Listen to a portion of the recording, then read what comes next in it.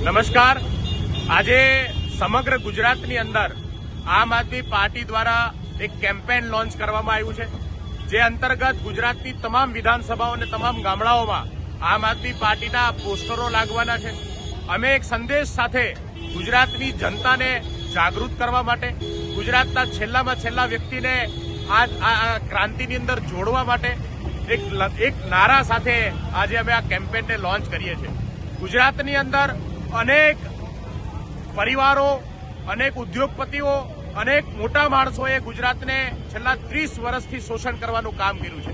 એક જ પાર્ટીએ પોતાના શાસનથી ગુજરાતના લોકોનું, ગુજરાતના યુવાનોનું, ગુજરાતના પરિવારોનું વારંવાર શોષણ કર્યું છે। ત્યારે અમે એ સંદેશ સાથે આવ્યા છે કે આ ગુજરાત હવે ગુજરાતના લોકોનું છે, ના બેટાનું ના બાપનું, આ ગુજરાત હવે આપનું। આ નારા સાથે ગુજરાતની અંદર આમ આદમી પાર્ટી દ્વારા આજે આ આગામી સ્થાનિક સ્વરાજની ચૂંટણીનો જે છે શરૂઆત કરવામાં આવી છે, પ્રારંભ કરવામાં આવ્યો છે। આ સાથે અમારા તમામ કાર્યકર્તાઓ અને પાર્ટીની જે કેડર છે, પાર્ટીના લોકો છે, એ ગુજરાતના છેલ્લામાં છેલ્લા વ્યક્તિ સુધી જશે અને ગુજરાતના લોકોને જાગૃત કરવાનું કામ અને 30 વર્ષથી જે અત્યાચારનો સહન કરી રહ્યા છે એ ભારતીય જનતા પાર્ટીના શાસનમાંથી મુક્તિનું કામ જે છે એ આમ આદમી પાર્ટી દ્વારા કરવામાં આવશે।